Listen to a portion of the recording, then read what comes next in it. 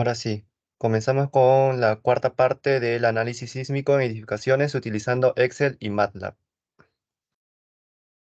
El encargado será Siújar André Alba como en los tres talleres anteriores. Antes de comenzar vamos a leer algunas normas de convivencia que debemos cumplir. El taller es elaborado por estudiantes de la familia estructural C y E. Mantener el orden y respeto al ingresar a la sala al momento de activar el micrófono. Ante cualquier consulta, usar la opción levantar la mano de Zoom y el encargado indicará el pase al momento que lo vea conveniente. Antes de cualquier acto de indisciplina será automáticamente retirado de la sala de Zoom. El taller será compartido en nuestras páginas de Facebook y nuestro canal de YouTube. Comencemos con el encargado de dictar el taller. Muchas gracias, Eddie. Buenas noches, chicos. El día de hoy vamos a ver la última parte de esta compilatoria de talleres. Vamos a ver específicamente todo lo que viene a ser las irregularidades, tanto en altura como en planta. También veremos cómo verificar nuestro R sub 0, que es el coeficiente de reducción de fuerzas sísmicas. Y finalmente veremos cómo escalar o de qué manera, qué criterio tomar para escalar nuestras cortantes, dependiendo del cortante estática con la dinámica.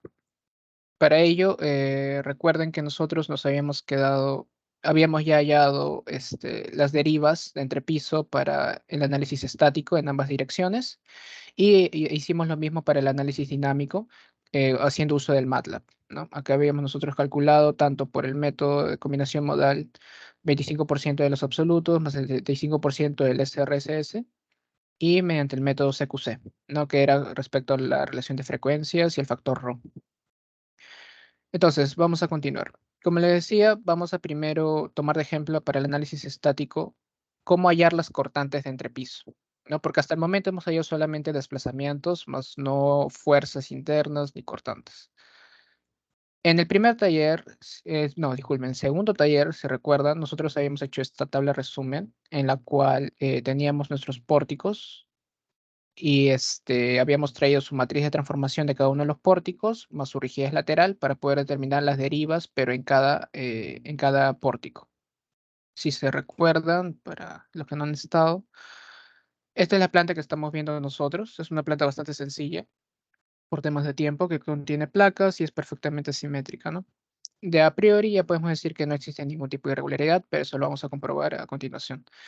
Bueno, estos son los datos iniciales para que más o menos se hagan una idea. Tenemos 3 pórticos en X y 3 pórticos en Y. Ok, una vez tenido eso, habíamos nosotros calculado las fuerzas laterales por pórtico para el análisis estático.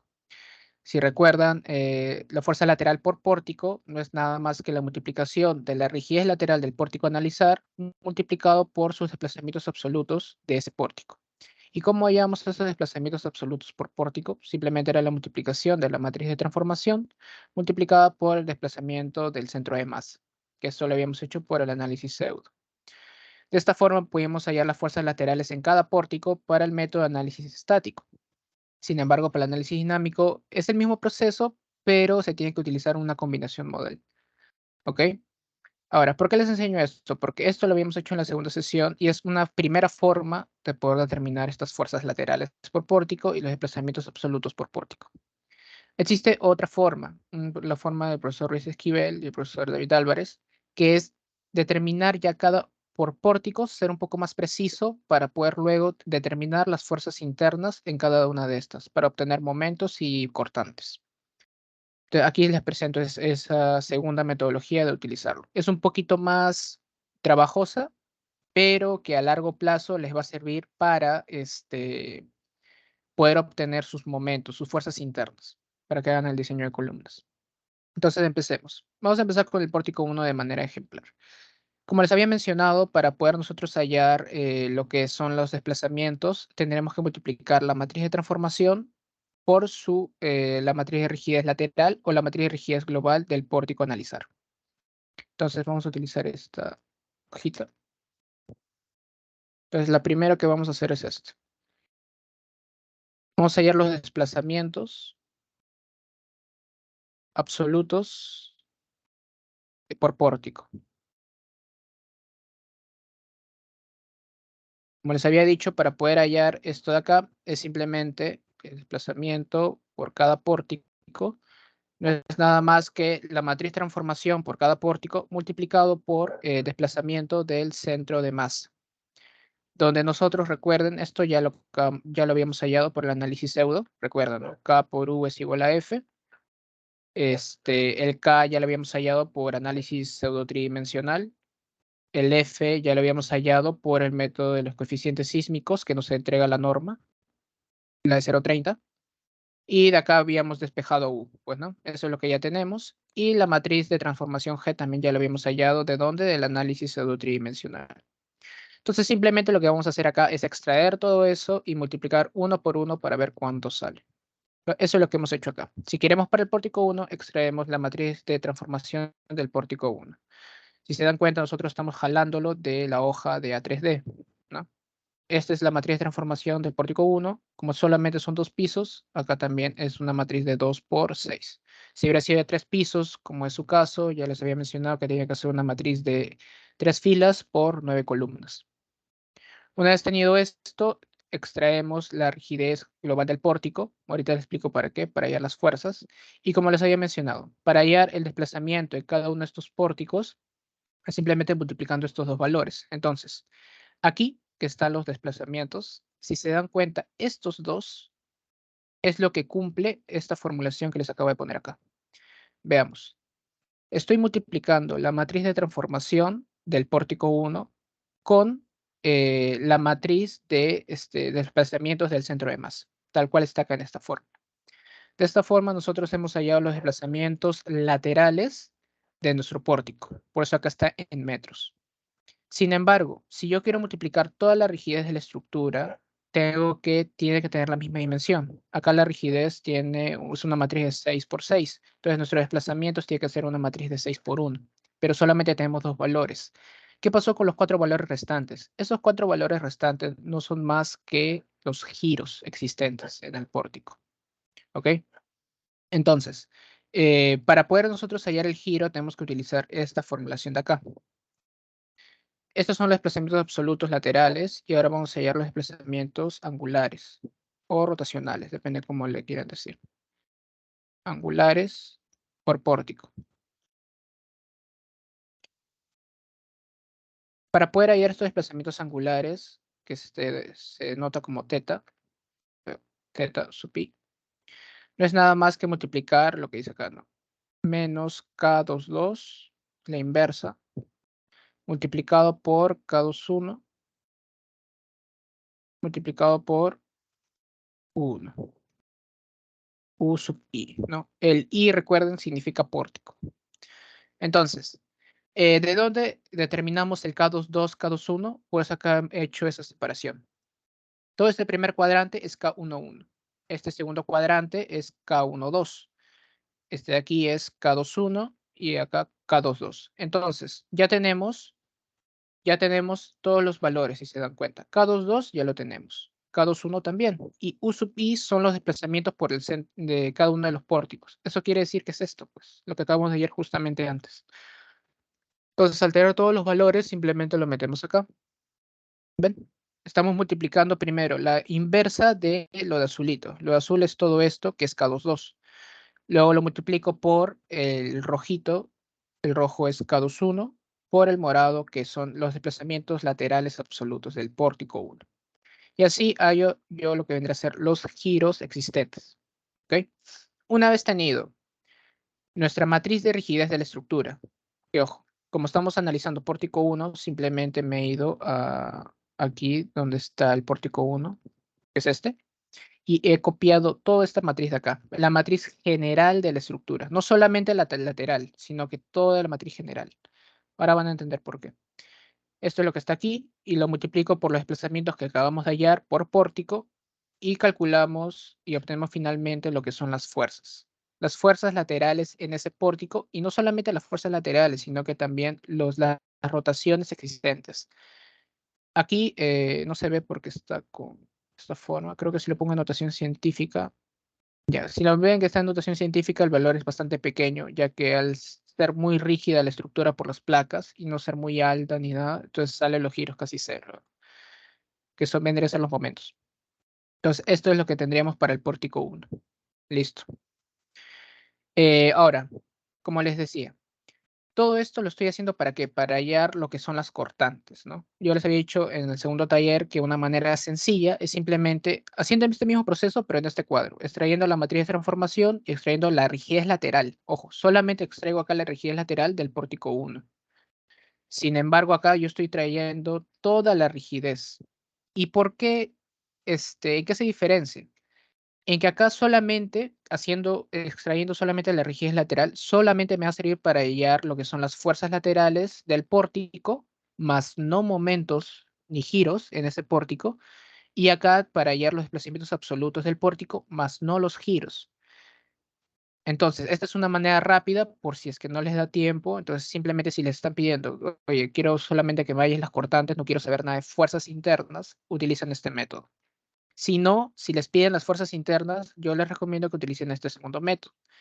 Este segundo método, como hemos visto, acabamos de hallar las fuerzas laterales de este pórtico, tanto en el primero como en el segundo piso, que es 3.21 y 3.89.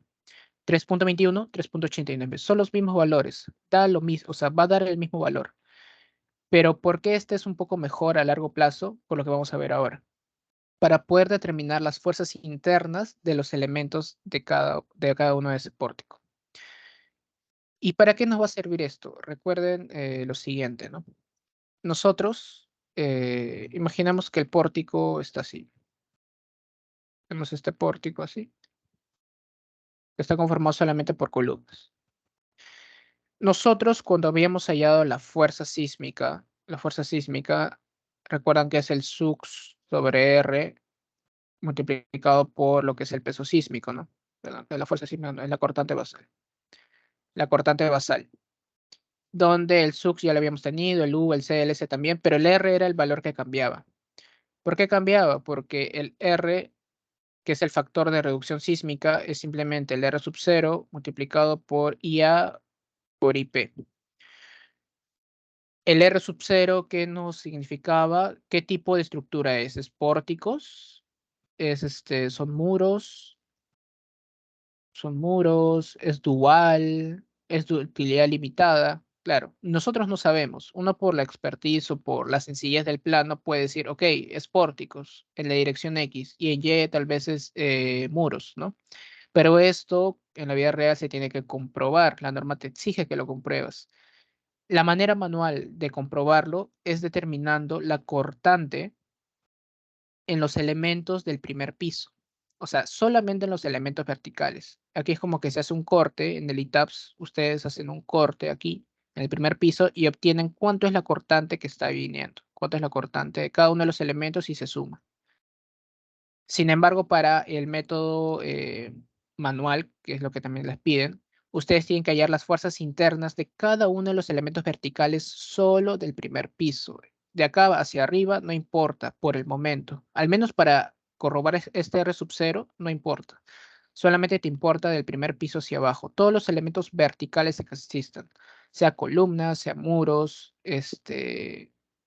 columnas y muros. Vigas no importa ahí. Entonces, todo esto, ¿para qué lo voy a hacer? Para comprobar con la norma lo siguiente, que es acá lo que les voy a mostrar. La norma te dice, a ver, ¿dónde está? El sistema de historia.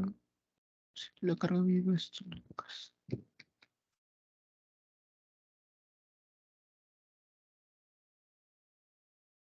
El análisis.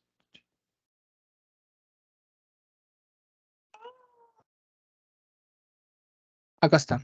En el artículo 16 del E030, estructuras de concreto armado, te dicen. Tu estructura en la dirección que estás analizando será pórticos siempre y cuando por lo menos el 80% de la fuerza cortante total de la base, o sea, la cortante basal, actúa sobre las columnas de los pórticos.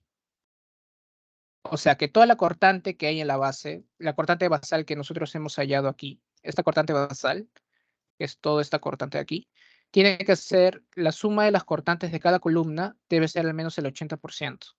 Si no, vamos al siguiente caso, que es muros estructurales. Dice, sistema en el que la resistencia sísmica está dada predominantemente por muros estructurales sobre los que actúa por lo menos el 70% de la fuerza cortante. O sea que toda la cortante se lo está llevando los muros, no las columnas.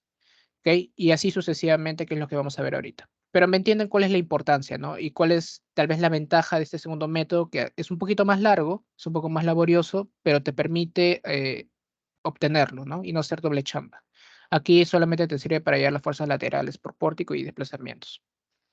Entonces seguimos. Hallamos las fuerzas internas, entonces, en solamente los elementos verticales del primer piso del pórtico 1. ¿Cómo hacemos esto? Recuerden que el pórtico 1, a ver, voy a mostrar el PPT. El pórtico 1 es este de acá, este de aquí abajo. Está conformado por placa, viga y muro estructural. Entonces, creo que yo lo tengo por aquí hecho. Sí, acá está. Este es el pórtico, ¿no? Tiene placa y tiene columna. Entonces, ¿cuántos elementos verticales hay en este pórtico 1? Solamente hay dos, ¿cierto? Que es la columna y que es la placa. Entonces, vamos a hallar sus fuerzas internas solo de estas dos. Solo del primer piso. Lo del segundo piso no nos importa, o si tuviera un tercer piso, que es su caso, tampoco importa por el momento. Entonces, extraemos columna. Extraigo todo su matriz de rigidez de la estructura para multiplicarlos por sus desplazamientos y hallar la fuerza interna. Recuerden, si tú quieres hallar la fuerza interna por el método de análisis pseudo, la fuerza interna de cualquier elemento va a ser igual a su rigidez del elemento multiplicado por el desplazamiento del elemento. ¿Qué quiere decir esto? En nuestro caso tenemos esto de aquí. Acá tenemos un muro. Y obviamente este es el eje. Ya. Nosotros cuando enumeramos los grados de libertad en la primera sesión, que era 1, 2, 3, 4, 5 y 6. Si nosotros extraemos esta columna de acá, yo solamente quiero analizar esta columna, obtendríamos lo siguiente, ¿no? Tenemos la columna en donde acá están sus grados de libertad restringidos, ¿no? Sería 7, 8. Y tendríamos a su vez los grados de libertad libres, ¿no? Que sería 1 y 3. Entonces, los desplazamientos que te está pidiendo, los desplazamientos internos, si vemos desde abajo hacia arriba, el desplazamiento para este caso sería 0, 0, porque el grado de libertad 7 está restringido y el 8 también, por eso es 0 del desplazamiento lateral, 8 del momento. Y acá va a tener el desplazamiento del grado de libertad 1 y el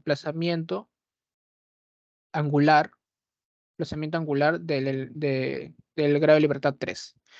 Ahora entienden por qué era importante determinar este desplazamiento de aquí, ¿no? Este desplazamiento angular, que es el que habíamos hecho, y que con el método rápido no se podía determinar. Entonces, eso es lo que necesitamos. Y esto acá ya lo teníamos, ¿no? La rigidez de cada elemento ya lo habíamos hecho. Entonces, lo único que he hecho acá es simplemente he traído la rigidez de la columna que lo habíamos hallado por el análisis pseudo, que es este de acá, ¿no? Nuestro elemento 1, que era columna, este era su rigidez. Simplemente lo copiamos, lo pegamos acá o lo traemos con el comando igual, con todos sus grados de libertad.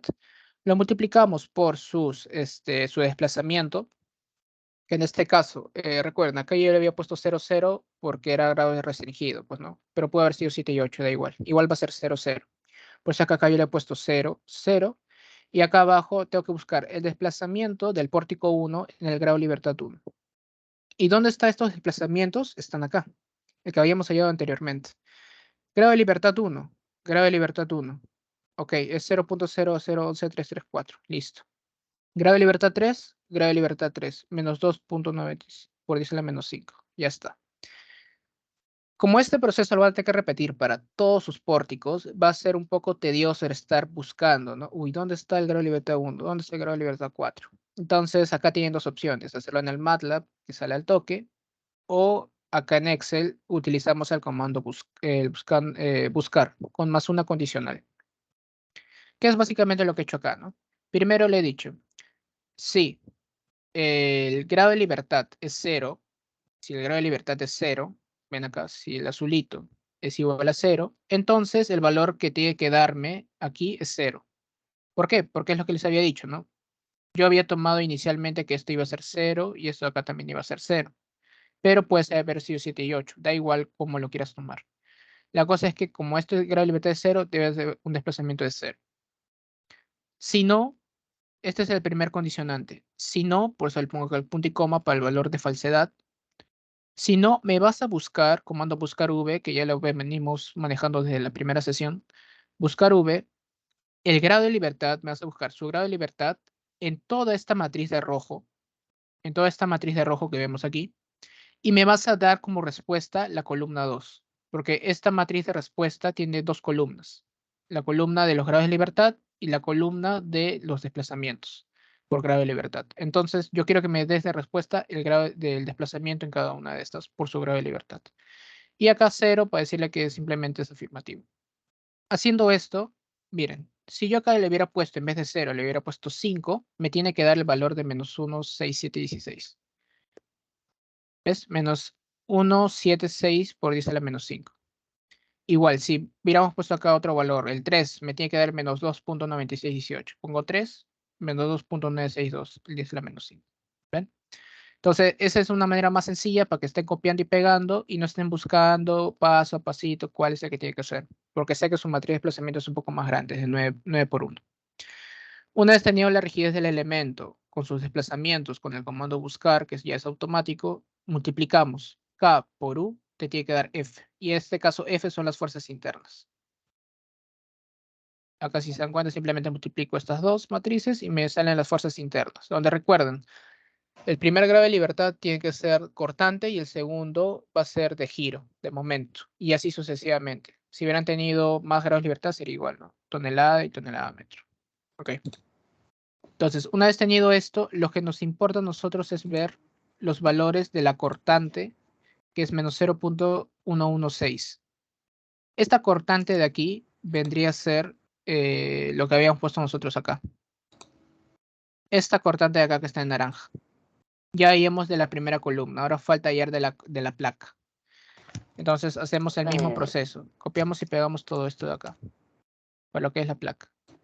Copiamos la matriz de rigidez de la placa, multiplicamos por sus desplazamientos, que recuerden, como ya está con el comando v, el buscar v, simplemente es copiar y pegar esto de lo de arriba. Multiplicamos y nos salen sus fuerzas internas. Un dato curioso y un dato que tienen que verificar en su trabajo es de que el momento siempre y la cortante, el muro se lo tiene que llevar a mayor medida. Si por alguna razón ven que su columna se está llevando, no sé, 40 toneladas y tu muro solo se está llevando 5 toneladas, algo estás haciendo mal. Estás considerando mal en la rigidez. Algo te has confundido. Así que tienen que tener cuidado en ese aspecto. En este caso, como en su trabajo también le va a suceder, el muro está que se lleva toda la cortante prácticamente y todo el momento. Como les había dicho, lo único que nos importa acá es ver este valor, que es menos 6.975, que es la cortante que se está llevando este muro. ¿Ok?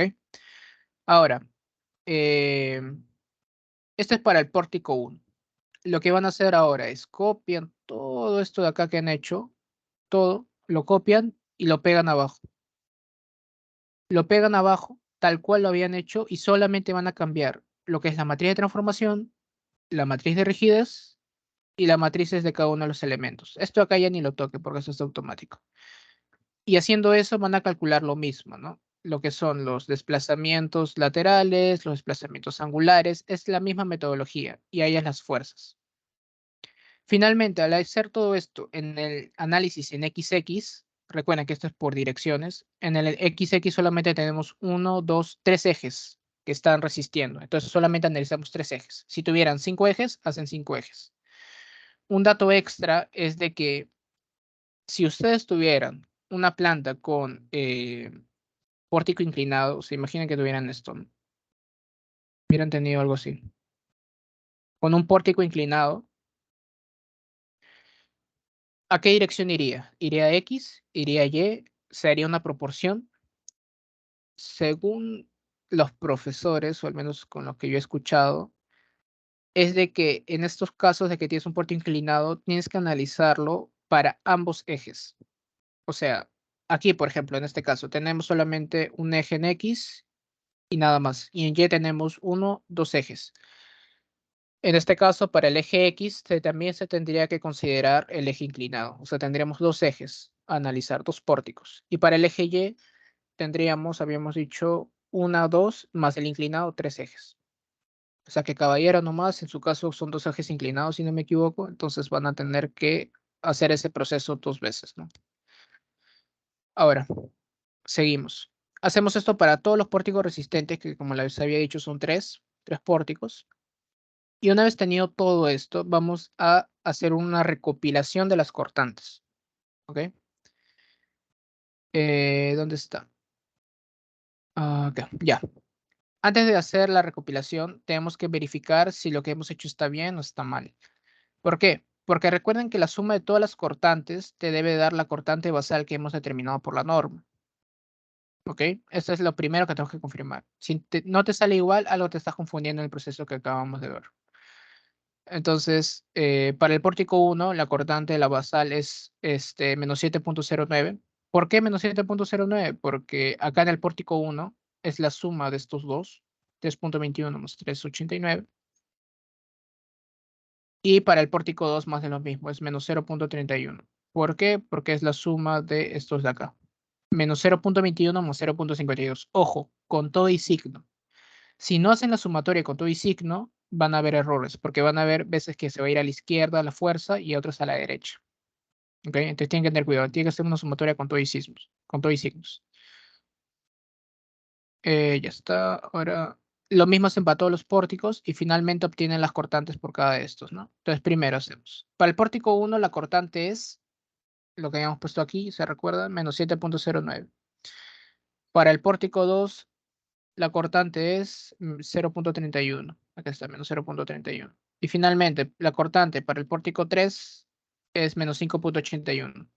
Haciendo la sumatoria de las tres cortantes me sale menos 13.21.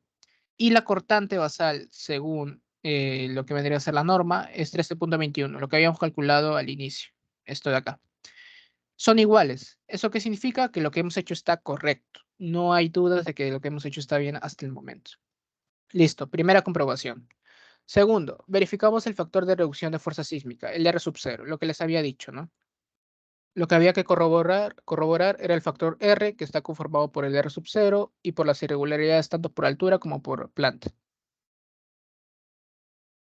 Será pórtico siempre y cuando las cortantes en las columnas absorban más del 80% de la cortante total. Será placas siempre y cuando la cortante en las placas sume el 70% del total. Y dual si el cortante en las placas es mayor a 20%, pero menor al 70%. Entonces hacemos un pequeño cuadro, resumen, en donde vamos a sumar todas las cortantes que hay en las columnas.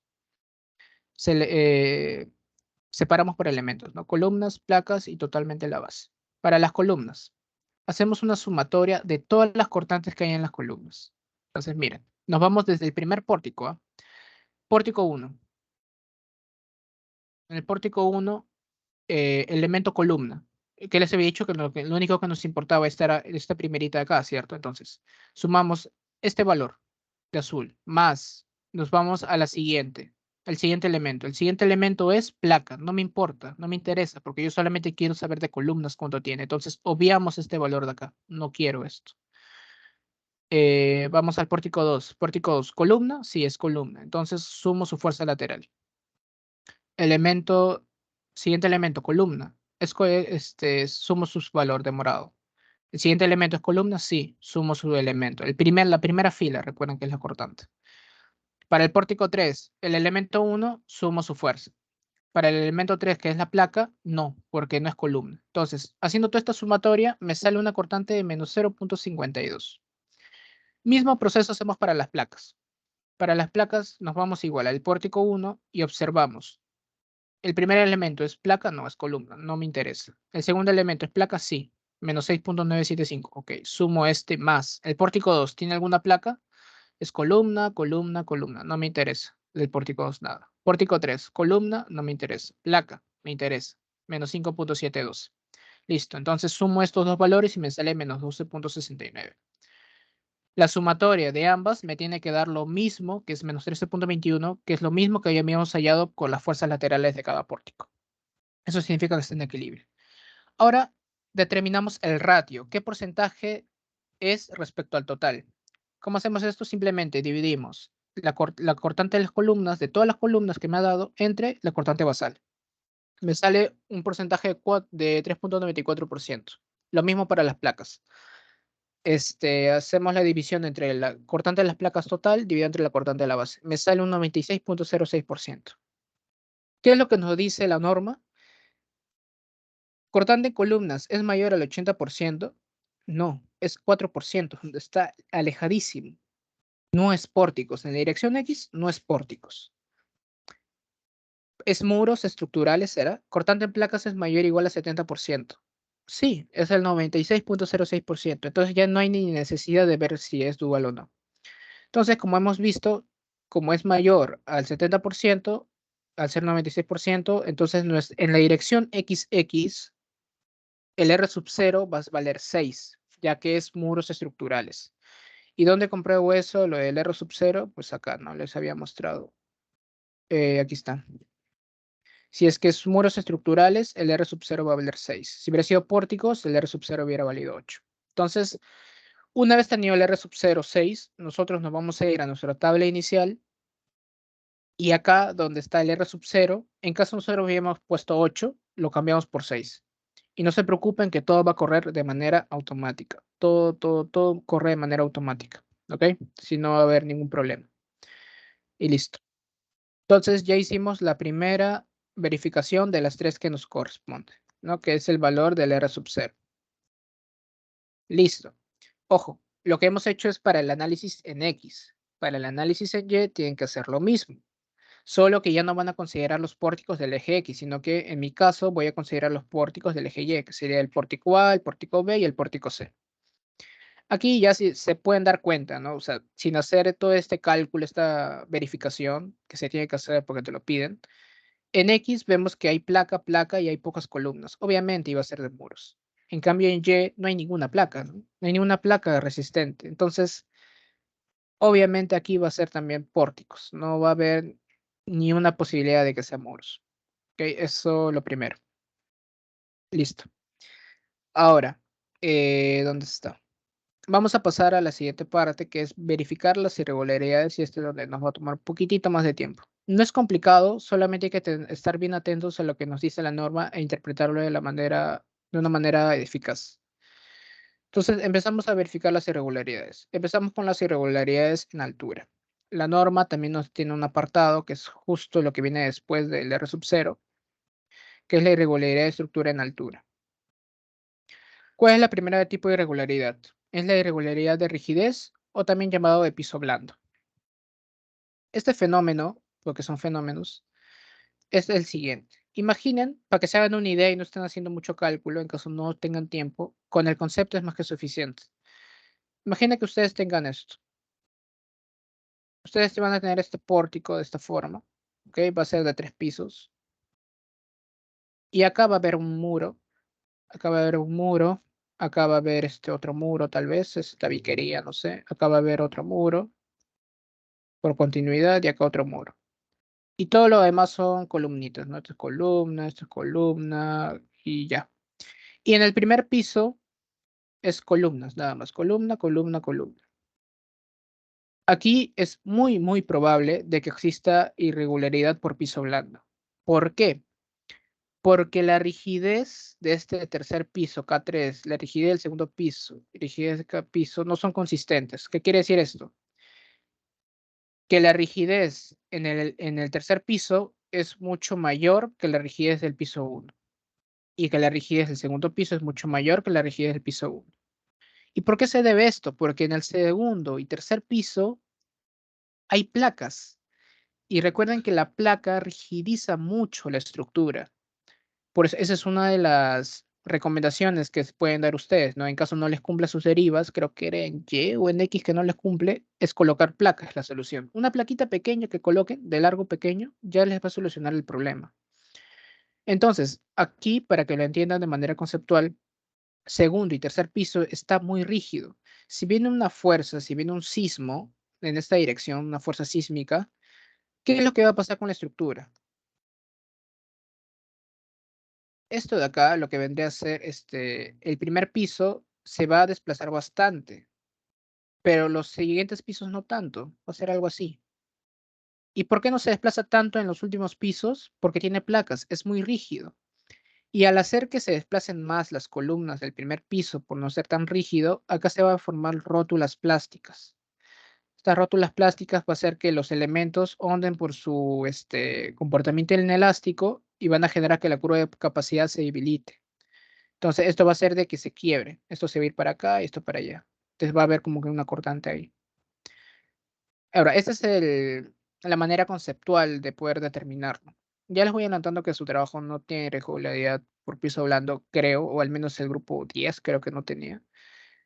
Pero, cómo se comprueba según la norma, ¿no? Esta es una manera empírica, esta es una manera de concepto, nada más de verificarlo.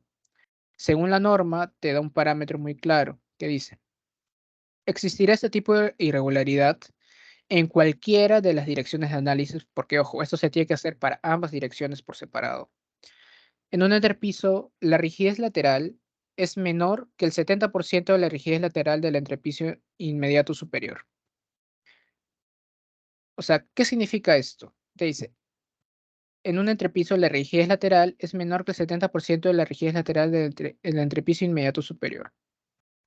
O sea, que si tú tienes una rigidez en tu primer piso, ¿no? Que este sea tu pórtico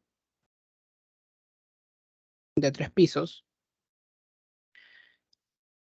te dice que la rigidez de tu primer piso, el entrepiso, la rigidez lateral, es menor que el 70% de la rigidez lateral del entrepiso inmediato superior. O sea, la rigidez del primer piso es menor o igual que el 70% de la rigidez del entrepiso inmediato superior. O sea, la rigidez del entrepiso 2. Lo mismo, para el piso 2 no puede ser menor que el 70% de la rigidez del tercer piso. Y así sucesivamente. ¿Cómo representamos esto matemáticamente? De la siguiente forma. Yo opté por hacer este pequeño cuadro, el cual te dice, ¿no? Siempre piso superior a piso inferior, es lo más recomendable. En mi caso yo solo tengo 2 pisos, en su caso solo tienen 3 pisos, si no me equivoco. Entonces, ¿cómo hallo yo la rigidez lateral para cada piso? Porque claro, pueden decir, sí, pero eso nosotros ya lo hemos hallado, ¿no? Es esto, la rigidez lateral, lo que está acá. Esa es la rigidez lateral. Sí, es cierto, pero es una matriz. Tú no puedes comparar matrices. Entonces, la norma te dice en este apartado de acá, las rigideces laterales pueden calcularse como la razón entre la fuerza cortante del entrepiso y el correspondiente desplazamiento relativo en el centro de masas. Fuerza cortante del entrepiso entre el desplazamiento relativo en el centro de masas. Entonces, eso es lo que vamos a hacer. Simplemente vamos a suponer, porque la norma lo indica de esta forma, que la rigidez lateral en un entrepiso va a ser la cortante de esa parte, de ese entrepiso, dividido entre el desplazamiento relativo del centro de masa. Recuerden que este triangulito significa desplazamiento relativo. Así se va a estimar la rigidez lateral. Entonces, volvemos al ejemplo y extraemos. Piso 2. ¿Cuánto es la cortante en mi piso 2? Bueno, me voy acá a donde nosotros le habíamos hallado las cortantes, ¿se acuerdan? En la primera parte. Aquí está. La primera parte, este cuadrito que habíamos hecho en la primera o segunda sesión. Cortante del segundo piso, 7.59. Entonces, eso es lo que yo voy a llevar a lo que vendría a ser mi análisis de irregularidades. Está hasta acá. Lo mismo para mi primer piso, lo extraigo del mismo lugar. 7.59 y 13.21. Ojo, son cortantes, ¿ah? Las cortantes son la sumatoria de las fuerzas laterales de cada piso. No lo vayan a confundir. Es la suma acumulada. Ojo. Luego extraigo los desplazamientos relativos del centro de masa. Entonces, esto aquí me voy acá arriba, donde habíamos hallado los desplazamientos relativos, ¿no? Acá se acuerdan, desplazamiento absoluto, desplazamiento relativo. Como quiero del segundo piso primero es este de acá y del primer piso sería el de arriba. No hay más misterio.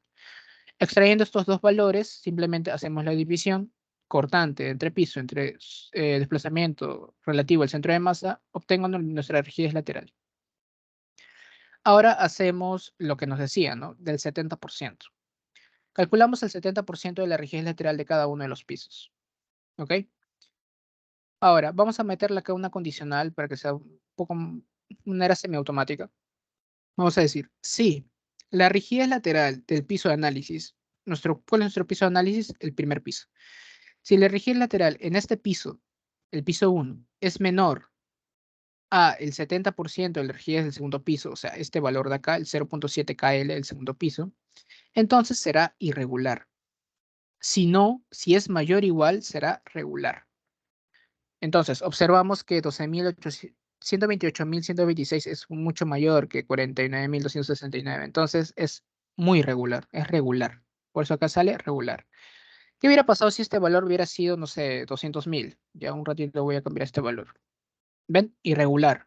¿Por qué? Porque el valor de azulito, que es la rigidez lateral del piso de análisis, es menor que el del piso adyacente superior, que es el del segundo piso. ¿Ok?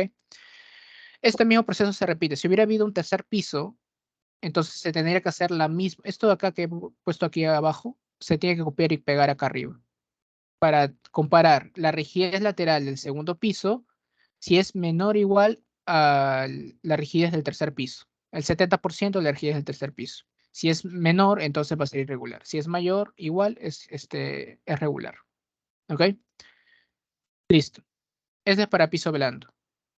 ¿Dónde más? Un dato extra por si es que les interesa, porque para su trabajo no aplica. Y para este ejemplo tampoco, pero bueno, acá es importante saberlo también. Lo que acabamos de hacer es esta parte que está sombreada azul. Sin embargo, te agrega algo más la norma. Te dice, o es menor que el 80% de la rigidez lateral promedio de los tres niveles superiores adyacentes. ¿Qué significa esto? Que si, por ejemplo, nosotros tuviéramos una edificación, a ver, este mismo pórtico para ahorrar espacio. Vamos a agregarle un pisito más. Piso más. Ok, son 4 pisos. Te dice, si la rigidez, por ejemplo, del primer piso, que es el que estoy analizando, es menor que el 80% del promedio de la rigidez, de la sumatoria de las rigideces laterales de los tres pisos superiores adyacentes. O sea, que si la rigidez del primer piso es menor que el 80% de la sumatoria de los tres pisos adyacentes superiores a K2 más K3 más K4 entre 3, porque ese es el promedio. Si esto es menor, va a ser irregular. Si es mayor o igual, es regular. ¿Ok? ¿Y por qué le decía que no aplica en mi caso, en el ejemplo y en su trabajo? Porque creo que nadie de ustedes tiene una edificación de 4 pisos. Si lo tiene, pues lo comprueba de esta forma. Pero creo que todos son solo 3 pisos. Entonces, ¿por qué no aplica para nosotros? Porque la norma es muy específica. Te dice, es menor, promedio de los 3 niveles superiores. En nuestro caso, en los casos de ustedes que solamente tienen 3 pisos, 1, 2, 3. Si nosotros estamos analizando el primer piso, los 3 pisos superiores serían el segundo piso, el tercer piso, y no hay un cuarto piso. No hay un cuarto piso. Entonces, al no haber un cuarto piso, no aplica para nosotros esta parte de acá. ¿Ok? Esto normalmente aplica para edificaciones bastante altas. En nuestro caso no son solo 3 pisos, es bastante sencillo. Entonces, no aplica para nosotros esto y no es necesario chequearlo, a menos que su profesor le diga lo contrario, ¿no? Sería bueno que le pregunten por qué, pero no debería de calcularse, porque la norma es bastante específica y bastante clara en ese aspecto. Pero bueno, acá les dejo por si acaso si es que a alguien le ha tocado 4 pisos o 5 pisos, ¿ok? Listo. Entonces ya acabamos este primer tipo de irregularidad. Vamos a la siguiente. Dice, irregularidad de resistencia o piso débil. Eh, Acá la norma te está pidiendo que veas si la resistencia del primer piso es mucho menor a la resistencia de los pisos superiores, ¿ok? Porque sigue el mismo criterio del que les comenté antes, ¿no? Esto de acá, de la rótula plástica. Recuerden que cuando trabajamos con rigideces, estamos hablando de desplazamientos, cuánto es la capacidad de desplazarse de la estructura. Y cuando hablamos de resistencia, ya es un poco más de diseño. O sea, qué tan resistente es. O sea, ya se puede desplazar bien, pero ¿va a resistir si viene un sismo? ¿Sí o no va a resistir? ¿Qué va a pasar? Entonces, para eso está la irregularidad de resistencia por piso débil. Te dice, existe irregularidad de resistencia cuando, en cualquiera de las direcciones de análisis, la resistencia de un entrepiso frente a fuerzas cortantes es inferior a 80% de la resistencia del entrepiso inmediato superior. Y decimos, bueno, ok, pero el tema de resistencia no lo veíamos recién cuando diseñábamos, o sea, cuando ya estaba el análisis sísmico hecho.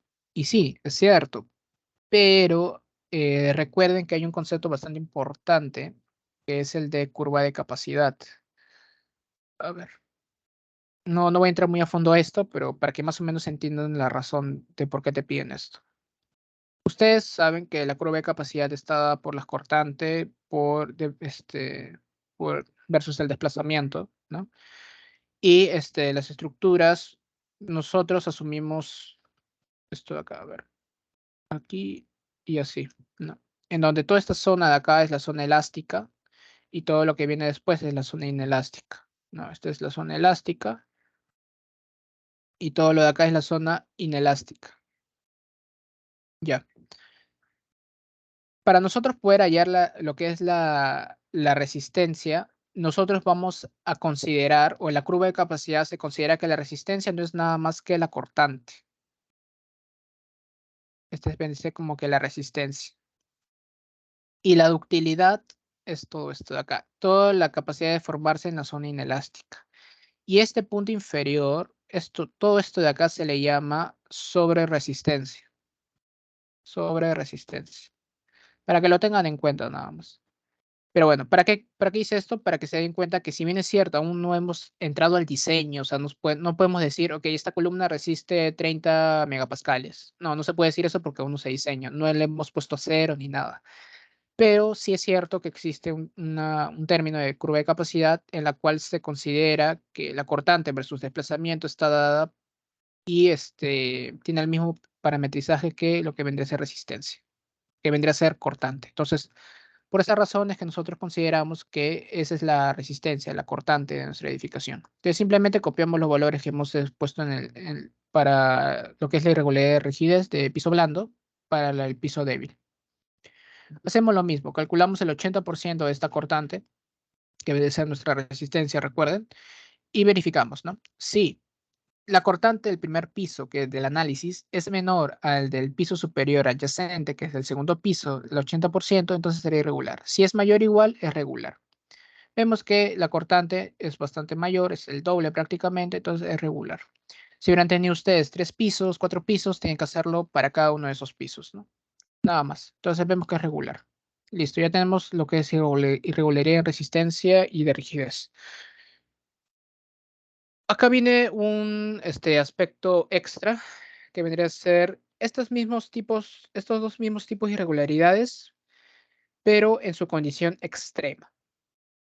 ¿Qué quiere decir esta condición extrema? Em,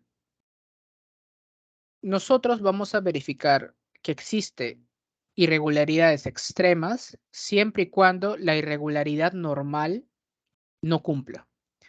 Si la irregularidad normal no cumple, entonces ya no es necesario hacer todo esto de acá. Yo lo he puesto aquí como manera de ejemplo, ¿no? Para tener un archivo que sea un poco automático en caso llegue el momento que sea extremo. Entonces, en este caso ya hemos visto que no hay irregularidades en los aspectos normales, entonces no es necesario hacer esto de acá, ¿ok? Pero igual les voy a enseñar cuál es la diferencia y todo ello. Lo único que van a hacer es copiar estos dos cuadros, los van a pegar acá abajo, porque se va a utilizar la misma metodología. ¿Qué es lo único que va a cambiar?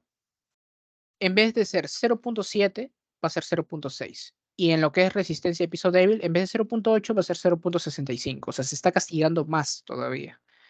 No hay tanta tolerancia. Entonces, ojo, recuerden, solamente se verifica esto de condición extrema siempre y cuando no cumpla las condiciones normales. Si cumple, no es necesario hacer esto, ¿ok? No es necesario hacer esto. Ah, una cosa que me he olvidado. En caso les hubiera salido que es irregular, ya sea por piso blando o por piso débil, la irregularidad, tu IA valdría 0.75. Como no es irregular por ninguno de los dos casos, la irregularidad, el IA va a ser 1 hasta el momento, por este tipo de irregularidad. Vamos a ver la irregularidad extrema. Como les digo, no es necesario hacerlo porque ya sabemos que no va a ser extremo, pero por si acaso les enseño, ¿no? Lo único es que te cambie en vez del 70% al 60% y en vez del 80% al 65%, nada más. Y como les dije, igual va a cumplir, ¿no? Es regular y es regular, pero es el mismo proceso. Pasamos a la siguiente tipo de irregularidad, que es de masa o peso. Esta es bastante sencilla. Vamos a ver lo que nos dice la norma. Dice, irregularidad de masa o peso. Se tiene irregularidad de este tipo cuando el peso de un piso, determinado según el artículo 26, recuerden, artículo 26 es el peso sísmico, donde el peso sísmico es carga muerta más un porcentaje de la carga viva, ¿ok? Como lo hemos calculado nosotros. Es cuando el peso de ese piso es mayor que 1.5 veces el peso de un piso adyacente. Ojo, acá ya no te dice un piso adyacente superior o inferior, te dice un piso adyacente a secas. Eso significa que vas a tener que compararlo tanto para un piso superior como para un piso inferior. ¿Ok? Eso es bastante, hay que tenerlo bastante en cuenta. Este criterio no se aplica en azoteas ni en sótanos. Este es muy importante. No se aplica en azoteas ni sótanos. O sea, para su caso, si ustedes han considerado que su tercer piso es azotea, no es necesario hacer el análisis para el tercer piso. Lo dejan en paz. Solamente analizarían el primer y segundo piso, siempre y cuando hayan considerado que es una azotea. Ojo. Y lo mismo para sótano, ¿no? Si no han considerado que es azotea, tienen que considerar sus tres pisos. En mi caso, he considerado ambas para hacer el ejemplo. Y bueno, acá lo que he hecho es simplemente extraer los pesos sísmicos que ya habíamos calculado. Si se recuerdan, acá está el peso sísmico, ¿no? Lo habíamos calculado. Aquí habíamos tenido la tablita. El peso del segundo piso es 86.26. El peso del primer piso es 111.86. Simplemente copiamos, pegamos esos valores. No hay más misterio. Te dice, es mayor que 1.5 veces. Entonces, calculamos 1.5 veces el peso sísmico. Hacemos la multiplicación de ambas partes. Listo, lo tenemos. Entonces hacemos la observación para identificar si es regular o irregular. Primero, para el primer piso. El primer piso te dice, si el peso sísmico del primer piso es mayor que el 1.5 veces el peso del piso adyacente superior, es 129.39, entonces será irregular. Si no, es regular. Observamos y es menor, entonces va a ser regular. Pero ojo, acá te dice, es mayor que 1.5 veces el peso de un piso adyacente. ¿Ok? El primer piso solamente tiene un piso adyacente, que es el segundo piso, ¿no? Acá vamos a verlo en un ejemplito. Eh, para dos pisos nada más. Si nosotros estamos analizando solo el primer piso, solo este piso de acá, entonces, ¿qué piso adyacente tiene? Solamente el segundo piso, ¿no? Solo el segundo piso es su piso adyacente. Sin embargo, si nosotros estamos analizando este segundo piso, ¿cuál es su piso adyacente de él? Es el primer piso, ¿cierto? Y si tuviera yo, no sé, tres pisos, ¿ok? Entonces, esto es el segundo piso. Esto acá sería el segundo piso. Si yo tuviera acá este segundo piso, estoy que lo analizo. ¿Cuáles son sus pisos adyacentes? Sería primer piso y tercer piso. Entonces tengo que comparar tanto con el primero como para el tercero. ¿Ok? Eso es bastante importante que se den cuenta, porque para su caso sí aplica. En mi caso no, porque son solo dos pisos, pero para su caso sí, porque son tres pisos. Hay que tener bastante cuidado. Y hacemos lo mismo, pero para el segundo piso, ¿no? Vemos. Si el peso sísmico del segundo piso es mayor que 1.5 veces el peso sísmico del piso adyacente, que es el piso 1, entonces será irregular. Si no, será regular. Vemos es regular, regular para ambos casos. Concluimos que no hay irregularidad por masa o peso. Sigue siendo 1 y ya. Entonces, hemos visto ya 5 casos. Vamos al sexto caso. Geometría vertical. Geometría vertical. Y te dice, la configuración es irregular cuando en cualquiera de las direcciones de análisis, la dimensión en planta de la estructura resistente a cargas laterales es mayor que 1.3 veces la correspondiente dimensión en un piso adyacente. Este criterio igual no se aplica en azoteas ni en sótanos. ¿Qué quiere decir esto? A ver, esto parece complicado, pero no lo es tanto. A ver, imaginen que ustedes tengan lo siguiente. Este mismo pórtico me sirve. No, vamos a hacer un pórtico nuevo. Si ustedes tuvieran algo así,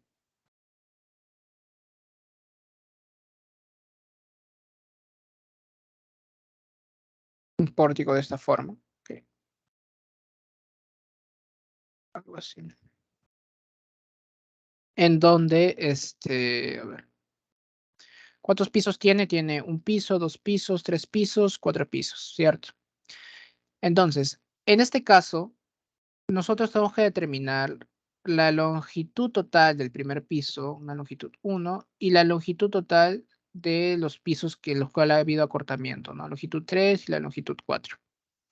Solamente va a haber irregularidad por geometría vertical cuando ocurre esto de acá. Cuando hay un cambio de dimensión en planta.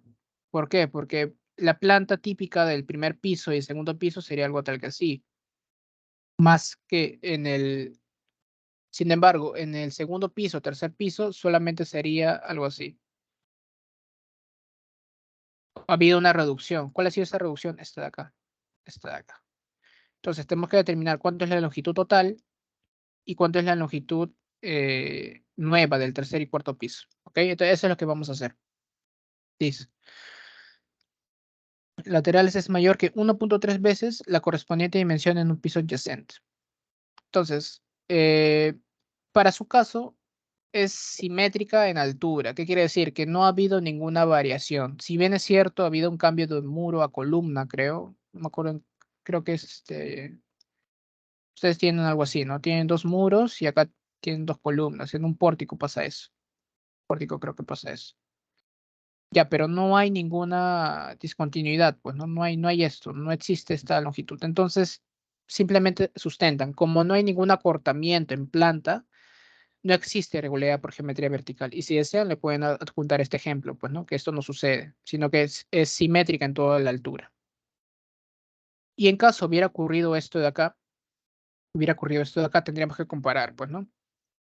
L1 es mayor a 1.3 veces L3. Esto es lo que tenemos que preguntarnos. Si L1 es mayor que 1.3 veces L3, entonces esto va a ser irregular. Si es menor, L1 es menor que 1.3 veces L3, será regular. ¿Ok? Nada más que eso. Y ojo, eso tiene que ser tanto para X, porque esta es la vista lateral de X, pero tal vez para la vista lateral en Y no cumple. O sí cumple, no sé. Tienen que hacerlo para ambas direcciones. Ojo, esto es solamente para una dirección. Entonces, esto es lo que trato de hacer acá, ¿no? Como nuestra longitud de nuestra edificación es simétrica en todos los pisos, acá está la elevación, ¿no? No, a ver, ya se adelanta, ¿no? Pero igual vamos a hacer el cálculo. ¿Cuánto es la longitud?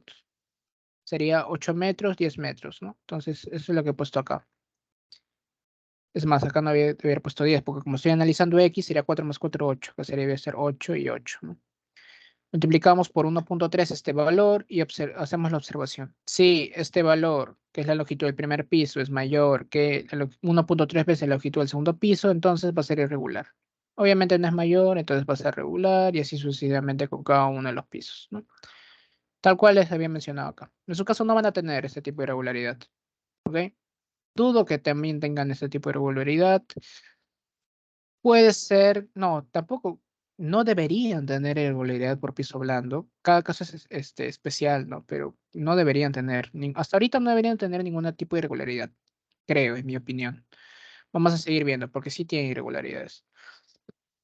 Vamos al siguiente. Entonces, el IA sigue siendo 1. Discontinuidad de los sistemas resistentes. Esto de acá, si me no han puesto ni un cálculo, te dice, se califica la estructura como irregular cuando en cualquier elemento que resista más del 10% de la fuerza cortante se tiene un deslineamiento vertical, tanto por un cambio de orientación como por un desplazamiento del eje de magnitud mayor que 25% de la correspondiente dimensión del elemento. Ya. Esto parece un poquito de trabalengua, pero no es tan complicado como parece. Debo hacer acá un ejemplo. ¿Qué quiere decir esto? Imaginen que ustedes tengan una columna, ¿ok? Una columna que viene, bueno, de la base, ¿no? Una columna, y por acá está la viga, ¿no? Acá está la columna y acá está la viga, está todo bien, ¿ok? Pero justo acá hay una reducción de la columna. O sea, a ver, para que quede más o menos bonito. Vamos a borrar esto. Esta es la columna, pero acá ha habido, como te digo, una reducción. Una reducción así. Algo así. O sea, la columna que inicialmente, pónganse, tenga 50 por 50, es una columna de 50 por 50, por temas de ahorrar plata y que puede ser que cumpla, entonces acá se reduce a 0,25 por 0,25. Había una reducción. Entonces, ¿cuál era su eje resistente? Su eje resistente, recuerden, es a la mitad, ¿no? Pero ahora ha habido un desfase. Ha habido un desfase porque su eje resistente para el siguiente piso está por aquí. Está a la mitad de la otra columna. ¿Qué es lo que te está diciendo la norma? Quiere que midas este desfase de acá. Esta longitud. Solamente va a ocurrir esto cuando en elementos de la misma categoría existe este tipo de desfases. ¿Qué nos dice? Dice que resista más, ya, se califica a la estructura como irregular cuando en cualquier elemento que resista más del 10% de la fuerza cortante, esto ahorita lo explico, se tiene un deslineamiento vertical. Ojo, este es el deslineamiento vertical, este de acá. Tanto por un cambio de orientación como por un desplazamiento del eje de magnitud mayor que 25% de la correspondiente dimensión del elemento. Acá, esto es lo que importa. Un desplazamiento del eje de magnitud mayor que 25% de la correspondiente dimensión del elemento. O sea, esta longitud L, si es mayor al 25% de la longitud del elemento, ojo, elemento, o sea, toda esta base. Esto es lo que te tratando con el mismo color. Si este desfase L es mayor que el 25% de la longitud de la correspondiente dimensión del elemento, o sea, de toda esta base, entonces será irregular. ¿Ok? Pero ojo, acá hay algo bastante importante, dice. Cuando en cualquier elemento que resista más del 10% de fuerza cortante, o sea, si tú has hecho tu análisis, has hecho lo que les había mencionado, pues no paso a paso han determinado las cortantes de entrepiso y las cortantes de cada columna, de cada elemento, te dice, resista más del 10% de la fuerza cortante total. O sea, que la cortante que haya en esta columna de acá, la cortante sea mayor al 10% de toda la cortante basal. O sea, si tu cortante basal es 100 toneladas, por poner un ejemplo, si tu cortante basal, perdón, si tu cortante de este elemento de la columna que hay deslineamiento solamente es de 2 toneladas, no es necesario que hagas este análisis. No es necesario.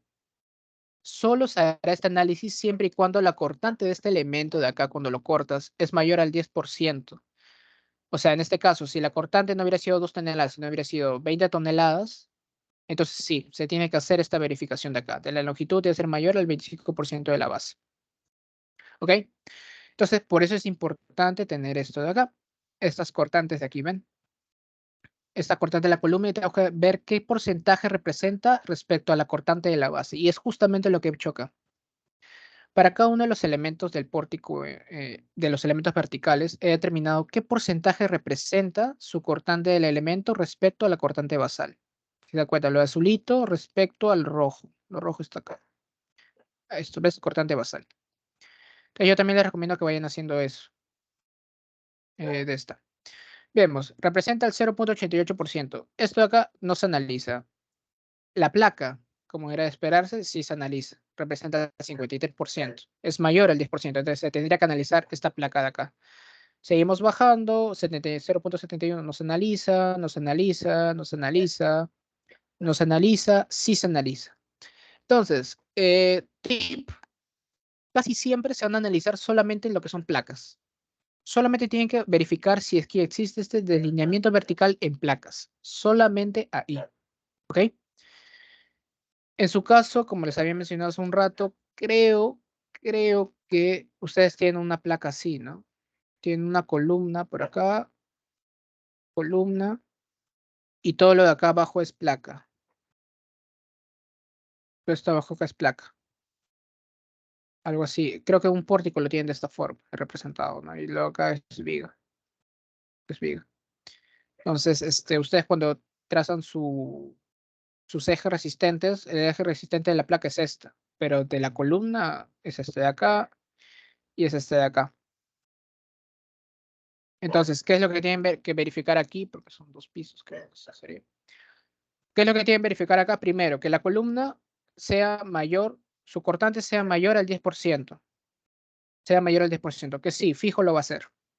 Entonces va a tener que verificar. Va a tener que verificar qué cosa? Que esta longitud de eje a eje, longitud 1, y esto, longitud 2, longitud 1 y longitud 2 no sea mayor al 25%, de la base. ¿De la base de quién? De la base de todo esto de acá. Ya les voy adelantando que no va a pasar eso.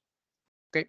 Esta base es muy grande respecto a estas longitudes. O sea, no debería suceder. O bueno, cada caso es distinto, pues son varios grupos. Y tal vez han hecho que alguno de esos grupos sí tenga este tipo de irregularidad. Pero bueno, esa es la forma de comprobarlo para su trabajo, en la parte de su trabajo.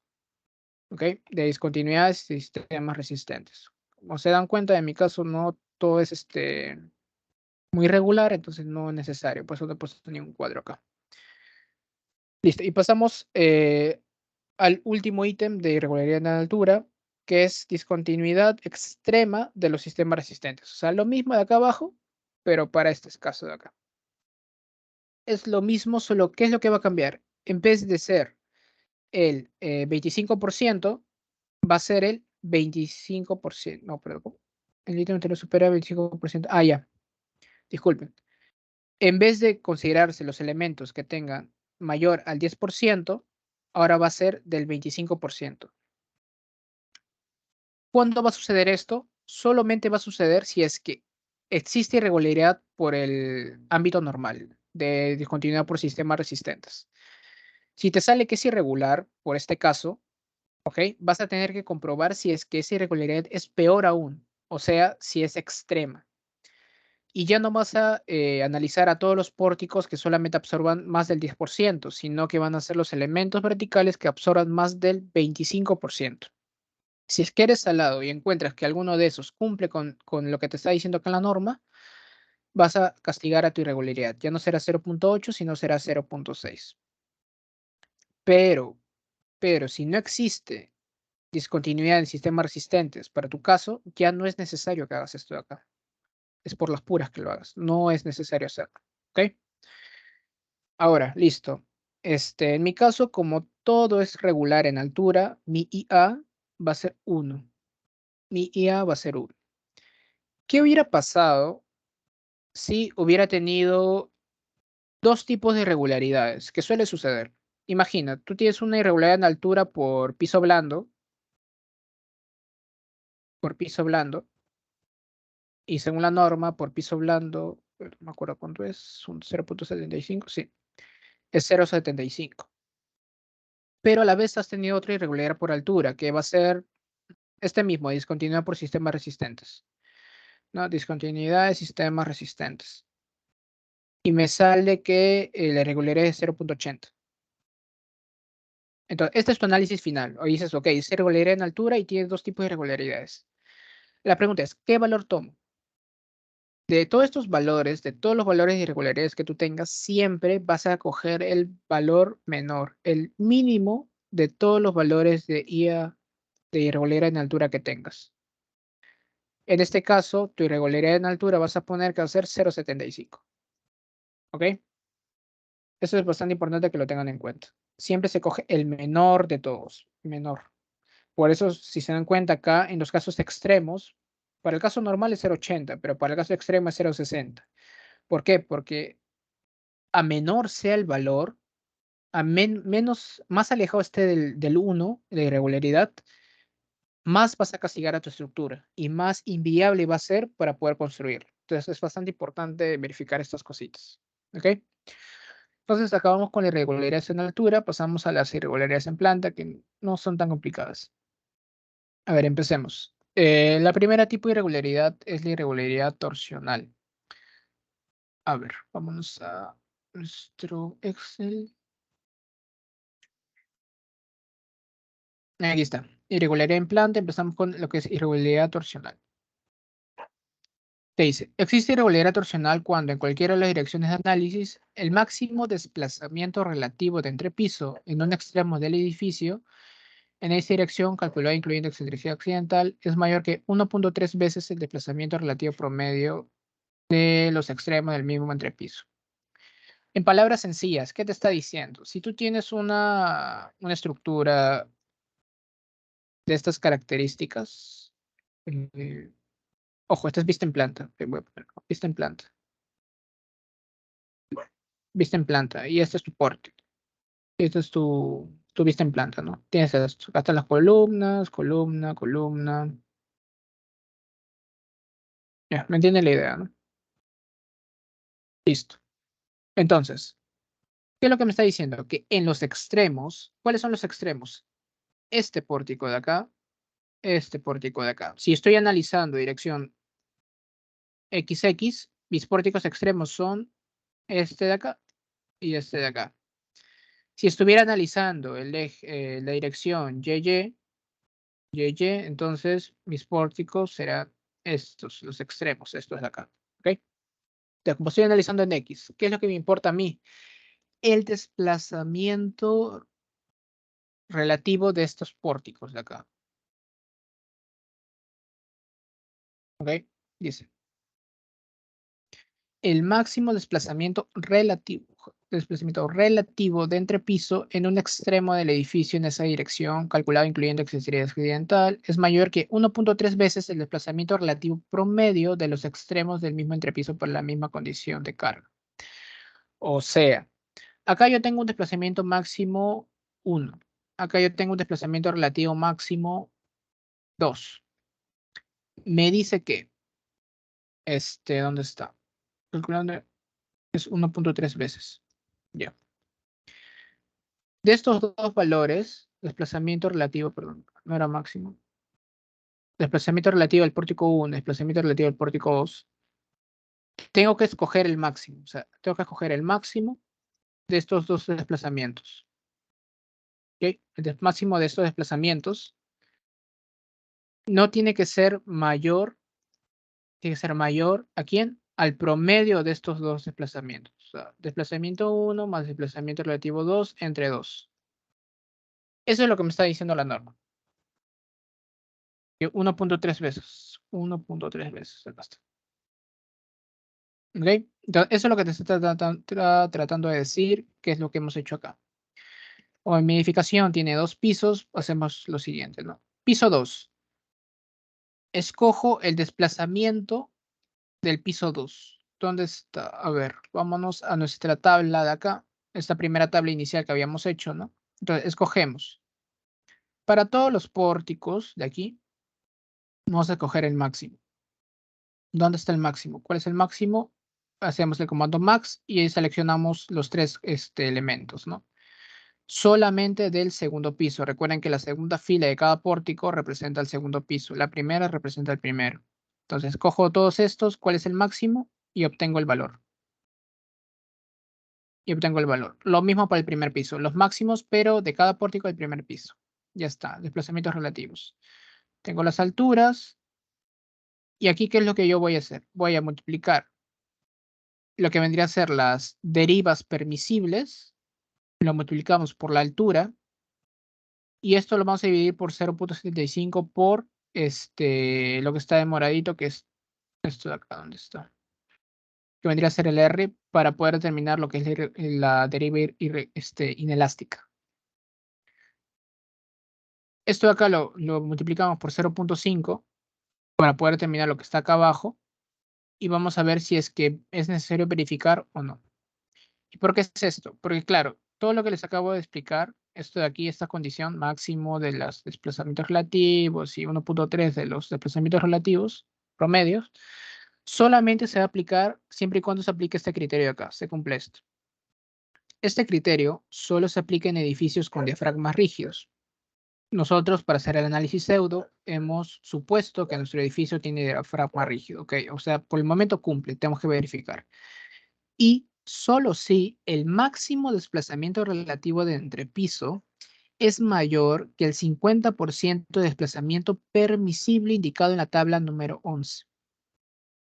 Entonces, vamos a desglosarlo por partes. Dice, máximo desplazamiento relativo de entrepiso. Ojo, el máximo desplazamiento relativo no va a ser necesariamente desplazamiento relativo del centro de masa. O sea, esto de acá no es necesariamente. Es el desplazamiento relativo de todos los pórticos de análisis en nuestro eje. Como estamos analizando en XX, solamente tenemos 3 pórticos. Pórtico 1, pórtico 2 y pórtico 3. Entonces tenemos que ver cuál es el desplazamiento máximo entre estos 3 pórticos de acá. que es lo que les había mostrado hace un rato, pues, ¿no? Que es simplemente, ¿dónde está? Acá. De cada uno de los pórticos determinar el máximo. Como son 3 pórticos, acá hay 3 valores, que es lo que les había mostrado anteriormente. Y por cada entrepiso, o sea, tengo que verlo para el segundo piso, para el primer piso y en su caso para el tercer piso. Luego de esto tengo que compararlo con quién. Es mayor que 50% del desplazamiento permisible indicado en la tabla número 11. La tabla número 11, lo voy a poner rapidito. Esta es la tabla número 11, que nos dice que las distorsiones es de 0.007. Ojo, acá te está dando las derivas, pero en las irregularidades te están diciendo desplazamiento relativo. Entonces, tengo que convertir ese desplazamiento permisible, esa deriva permisible, perdón, a desplazamiento relativo permisible. ¿Y cómo voy a hacer esto? Pues sencillo, ¿no? Recuerden, acá está. Recuerden que una deriva es igual al desplazamiento del pórtico del centro de masa dividido entre la altura del entrepiso. ¿Ok?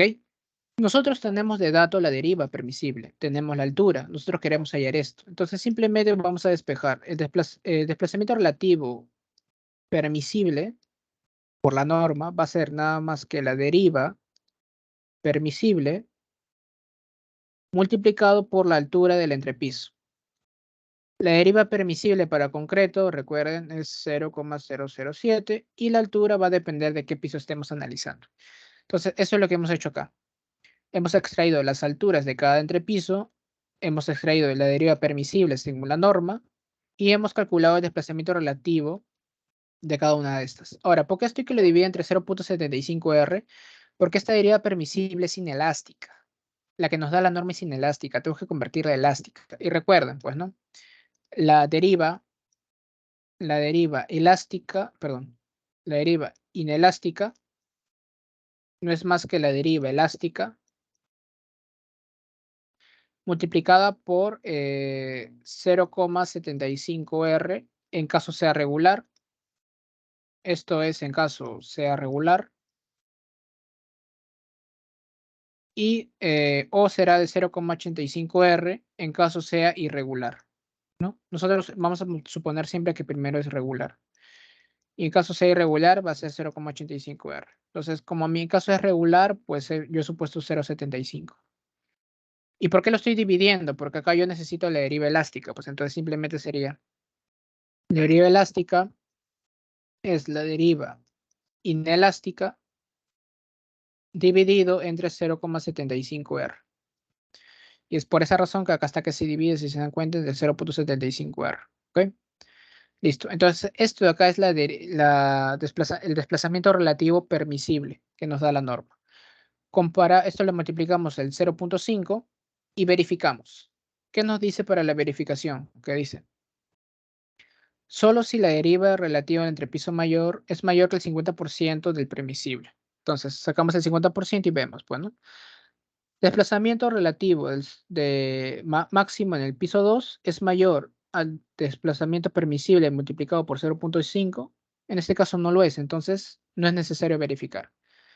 Igualmente, entonces, como es necesario verificar, yo puedo decir directamente de que esto no me sirve. Esto de acá lo puedo borrar si quiero. Y ya sé que no existe irregularidad por torsión.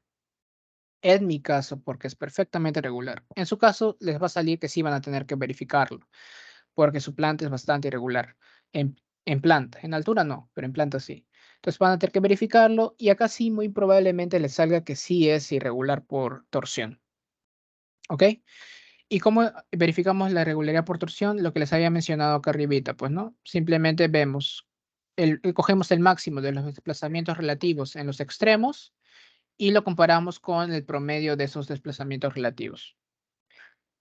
Entonces es lo único que hemos hecho acá y vemos, bueno, en mi caso, y ojo, miren lo curioso, a mí me sale que es irregular para el segundo piso, o sea, de que existe una irregularidad de templante en mi caso, pero a mí me están diciendo que no debo verificarlo, que no es necesario, así que esto de acá realmente no lo tomo en cuenta, para mi caso, porque me está diciendo que no debo verificar. Pero por si acaso verifiqué para ver qué pasa, pues, ¿no? Y me di cuenta que sí, mira qué curioso, es irregular. Entonces, Si me hubieran pedido verificarlo, tendría que castigarlo con la irregularidad, que en este caso sería de 0.75. Entonces, tienen que tener bastante cuidado en este aspecto. Si no es necesario verificarlo, pues no lo verifiquen. Pero por si acaso háganlo y ya será decisión suya si lo corrigen o no, ¿no? Pero bueno, sigamos. En caso les pidan verificar y les sale que es irregular por torsión normal, entonces vamos a tener que verificar la irregularidad por torsión extrema.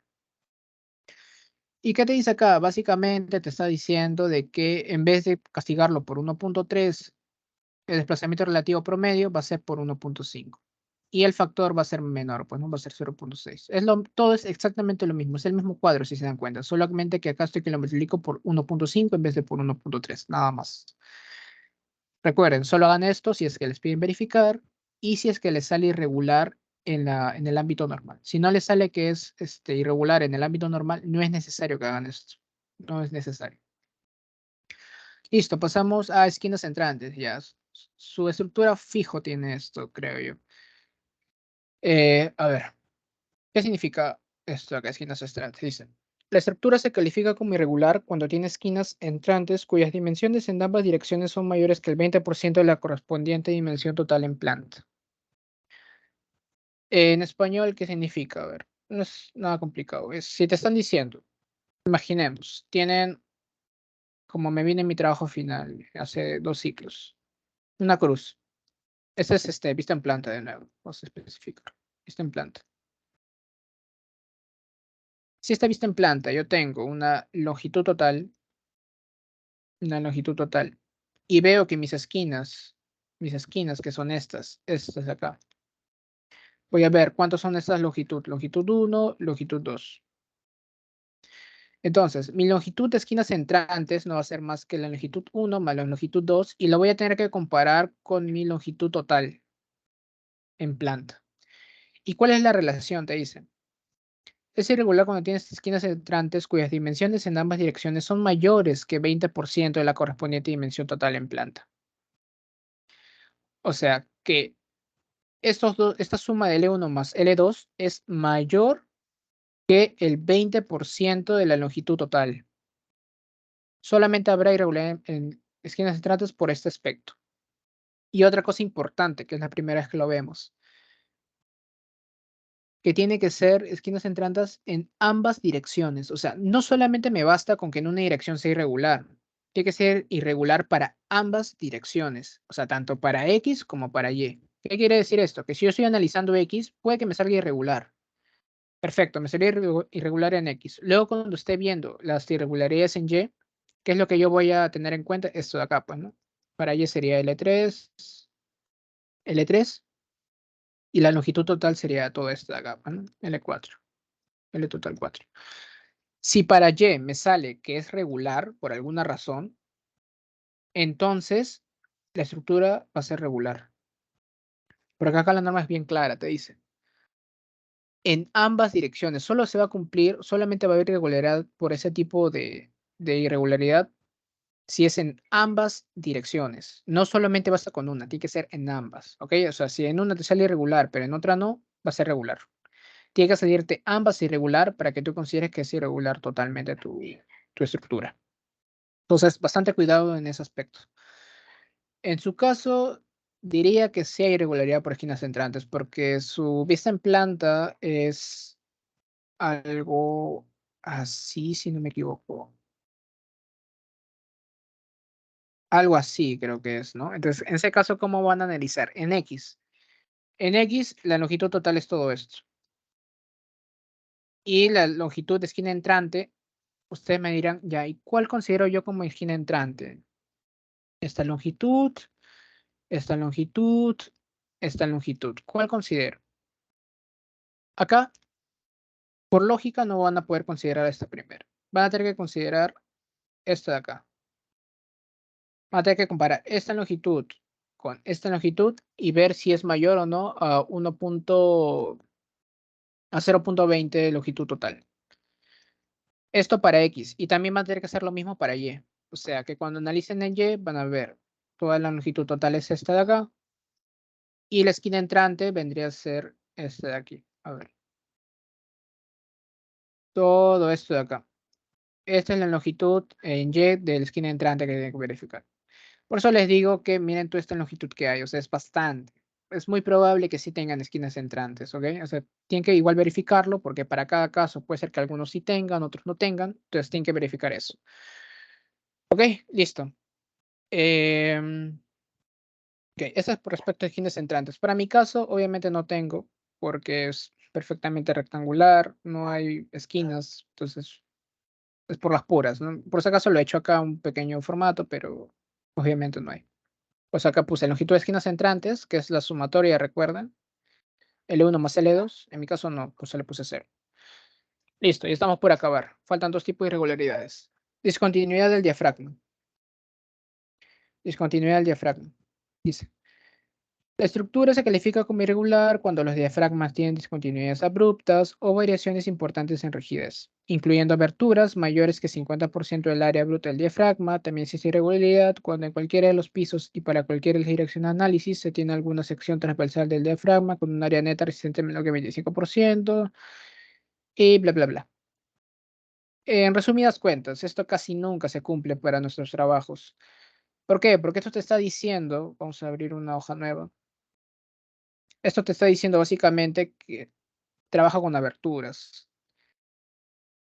Imagina que yo tengo esta estructura en planta y que acá yo tenga una abertura, un ducto. Esto pasa en las edificaciones reales, pero para efectos prácticos de nuestro, como nos lo enseñan, a nosotros no nos dan un plano de arquitectura con ductos, no nos dan esto. La norma te dice solamente cuando haya ductos. Y en nuestro caso, para su trabajo no tienen ductos. No, no confundan, ojo, ¿ah? Si bien es cierto, su estructura tiene esta característica, todo esto de acá no es ducto, ¿ah? Esto no es ducto. Ducto es siempre y cuando tú tengas dentro de tu estructura un hueco. Eso es ducto. Entonces ahí se va a tener que ver si es el 50% del área bruta del diafragma o si es el 25%. En nuestro caso no es así, pues entonces no es necesario verificar. Pero para proyectos de vida real sí. Porque siempre tiene que haber ductos en todo, en toda planta, en toda edificación. Entonces, en nuestro caso no hay, entonces se descarta. Y finalmente acabamos con sistemas no paralelos. Este sí van a tener que verificarlo y este sí es muy probable que tengan irregularidad. Van a ver por qué. Dice, se considera que existe irregularidad cuando en cualquiera de las direcciones de análisis, ojo, miren cómo cambia, dice, cuando en cualquiera de las direcciones de análisis, en cambio acá en esquinas entrantes te dice en ambas direcciones. ¿Ven cómo cambia? Tienen que tener bastante cuidado.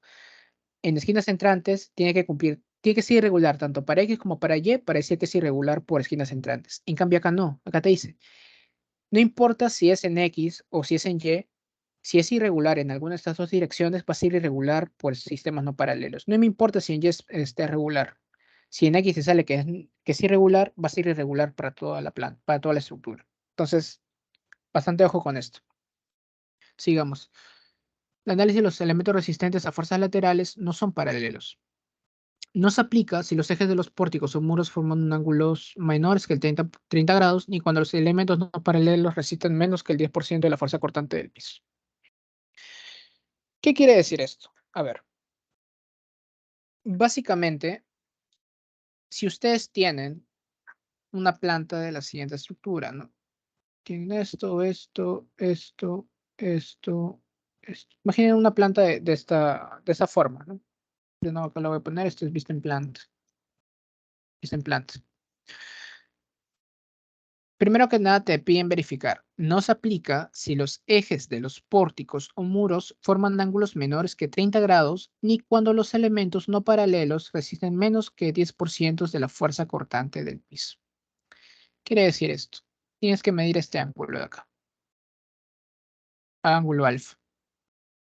Si este ángulo alfa es, si este ángulo alfa es menor que 30 grados, entonces no se necesita verificar, no verificar. No se necesita verificar este tipo de irregularidad de sistemas no paralelos. Si su ángulo alfa es mayor a 30 grados, perdón, sí se tiene que verificar. Se tiene que verificar. En su caso, va a depender de qué grupo sean, van a tener que verificar o no verificar. Porque para el grupo 10 o 9 creo que sí se tiene que verificar. Porque creo que un ángulo era de 32,26 grados, creo, algo así era. Pero para otros, tal vez por sus longitudes y todo eso, les sale menos el ángulo. Entonces no es necesario verificar. Entonces, tienen que tener bastante cuidado. ¿Ok? Esta es la primera condición. La segunda dice, ni cuando los elementos no paralelos resisten menos que 10% de la fuerza cortante del piso. ¿Cuáles son los elementos no paralelos? Pues este pórtico, ¿no? Que está inclinado. Solamente vas a tener que ver en este pórtico. Ponte que este pórtico esté conformado por columnas, pero que acá haya placa y acá haya placa. Entonces, es muy probable que estas columnas no absorban el 10% de la fuerza cortante. ¿Y cómo yo voy a saber qué porcentaje va a absorber? Justamente lo que habíamos hecho antes para el otro tipo de irregularidad, ¿se acuerdan? Esto de acá. Ver cuánto porcentaje de la cortante en cada elemento representa respecto a la cortante de la base. Para eso es importante también. Entonces, imaginemos que se dan ambos casos, de que sí, el ángulo que forma el porte inclinado es mayor que 30 grados y que sí, resiste más del 10% de la fuerza cortante del piso. Entonces, ¿qué es lo que se tiene que hacer? Dice, se considera que existe irregularidad cuando en cualquiera de las direcciones de análisis los elementos resistentes a fuerzas laterales no son paralelos. Entonces, si se cumple ambas condiciones, es irregular por sistemas no paralelos, ¿no? Entonces, como le digo, es muy probable para que para su caso sí se tenga que, sí sea irregular por sistemas paralelos, sistemas no paralelos, ¿ok? Entonces, en mi caso, pues obviamente no, porque son todos perfectamente perpendiculares, no es necesario. El ángulo siempre va a ser 0 grados, menor a 30, no es necesario. Listo, acabamos con todas las irregularidades. Mi irregularidad en plan de conclusión va a ser 1 también. Entonces, eso es lo que yo he puesto acá arriba. En mi cuadrito, ¿se acuerdan qué es lo que habíamos dicho? Todo lo que tenemos que cambiar. En planta es 1. Si les hubiera salido irregular, simplemente cambian acá y les cambia todo, ¿ven? El coeficiente sísmico, la cortante va a cambiar y así sucesivamente con todo lo demás. Perfecto, ya verificamos el R sub 0, verificamos el IA, verificamos el IP. Vamos a hacer el último paso, que es la verificación de la cortante mínima en la base. ¿Ok? Antes de pasar a esto, algo importante. Justo está acá, el artículo 21. Han visto que a lo largo de lo que hemos estado viendo han existido casos extremos, ¿no? Por ejemplo, para la torsión existe irregularidad torsional extrema. Para discontinuidad también extremo. Es muy importante observar esto cuando se hagan proyectos. Dice, para la tabla número 10, categoría irregular de las edificaciones, te dice, si tu categoría de tu edificación, recuerden, el factor U de uso, si es muy importante, si es edificación común, si no es relevante, todo eso. Si la categoría de la edificación es A1 y A2 y está dentro de estas 4 zonas, te dice, no se permiten irregularidades. O sea, una cosa es verificar las irregularidades, saber cuáles son las irregularidades y castigarlas. Y otra muy distinta es de que se toleren en la norma esos tipos de irregularidades. O sea, si, por ejemplo, un hospital que se está haciendo en acá en Lima, recuerden, Lima, zona 4, hospital A1. Entonces estamos en este rango. Me dicen, no se permiten irregularidades, no puede existir ningún tipo de irregularidad en la que hemos visto. Imagina que nos hubiera salido irregularidad por sistemas no paralelos. Tenemos que eliminar esa irregularidad, tenemos que hacer un rediseño. No podemos permitir que para edificaciones tan importantes y en zonas altamente sísmicas dentro del Perú existan ese tipo de irregularidades. Para zona 432, para la zona 1, que está por la selva, te dice, ok, puedes hacer un hospital que como está en la zona 1, está bien, te podemos permitir irregularidades, pero no extremas. Eso sí no. O sea, la de torsión extrema no se puede, se tiene que erradicar esta parte. Tienes que ver cómo rigidizas, tienes que ver cómo hacer para que no exista irregularidad en torsión. Y lo mismo para discontinuidad de sistemas resistentes y para lo que es este piso blando. Bien, no se tolera para lo que es este tipo de casos. Por eso es importante esta tabla número 10. Para edificaciones categoría B, ¿no? Para la zona 432 no se permiten irregularidades extremas. Para la zona 1, sin restricciones, no hay problema, puede haber irregularidades, pero siempre y cuando se tengan que castigar. Y así sucesivamente en cada una de las edificaciones, ¿no? O sea, es muy importante que observen este cuadro y creo que si no se los pido a ustedes, pero como conclusión o como análisis pueden incluir esta tabla 10, ¿no? Decir, miren, a mí me tocó zona 1, yo obtuve, mi planta ha sido muy irregular y me tocó en la zona 4. Y según la norma no se permiten irregularidades, entonces hay que tener bastante cuidado y estar atentos. Eso puede ser una conclusión o una recomendación. Ahí ya les voy dando un tip. ¿Ok? Y los sistemas de transferencia, bueno, esto es diafragmas rígidos, diafragmas flexibles, que no es tópico del curso. Bueno, ahora sí pasamos a la última parte, que es la verificación de la cortante mínima en la base. Recuerden que esto de las irregularidades tienen que hacerlo tanto para el sentido X como para el sentido y también para el análisis dinámico modal. No se asusten, solo es copiar y pegar. Copiar y pegar. Y el 96-98% de las veces que ustedes hagan un análisis de irregularidades en el análisis estático, es un 98% seguro que los mismos valores les va a salir para lo que es el dinámico modal espectral.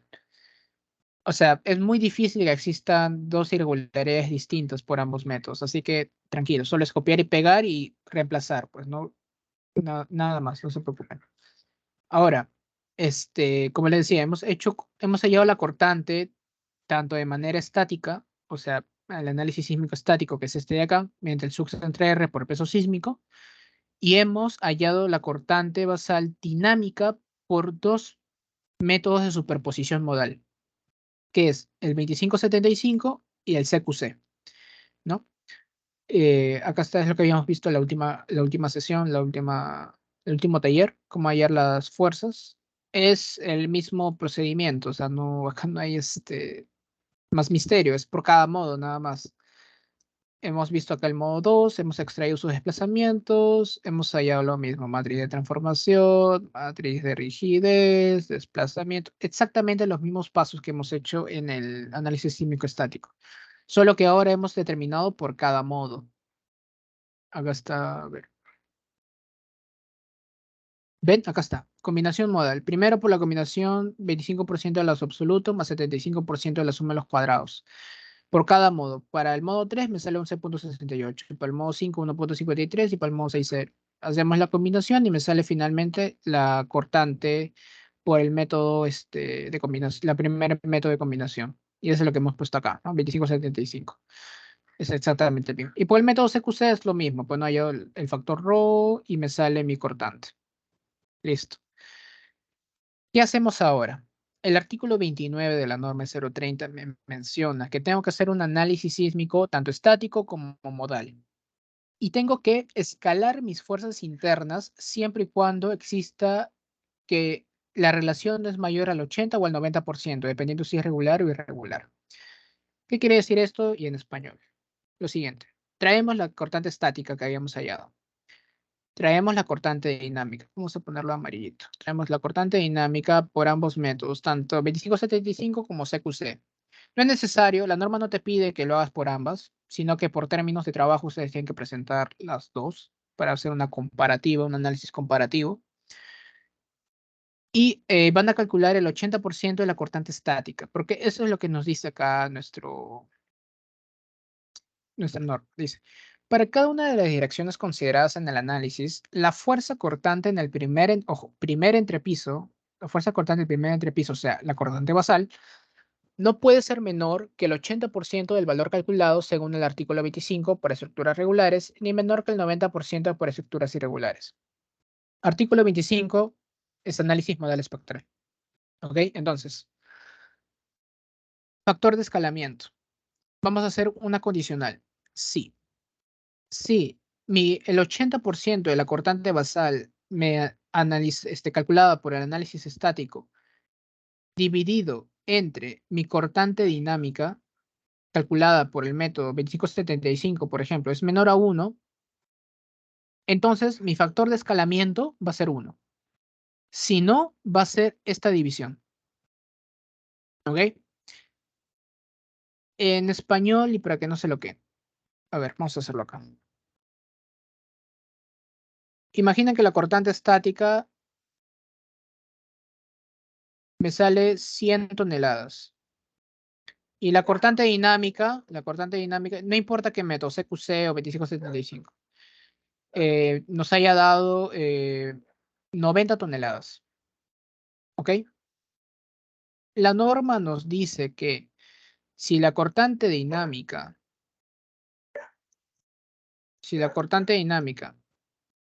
es mayor que el 80%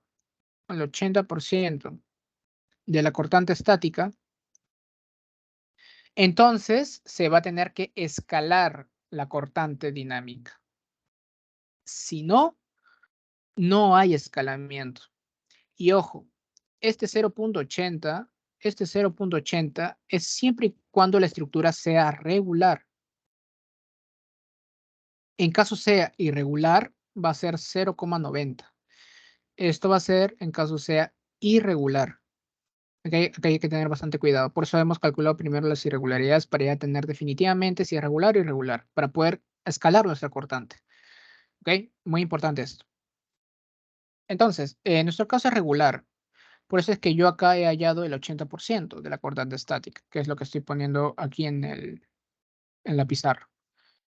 Ahora, aquí he dicho, si este 80% de la cortante estática dividido entre la cortante dinámica es menor a 1, entonces no necesita factor de escalamiento, así que va a seguir siendo 1. Pero, ¿qué hubiera pasado si acá yo le cambio? En vez de 12.14, que sea 9. ¿Ven qué pasa? Como el valor de azul, que es el 80% de la cortante estática, dividido entre la cortante dinámica, es menor a 1, entonces, perdón, es mayor a 1, entonces se tiene que escalar tu fuerza cortante. ¿Lo ven?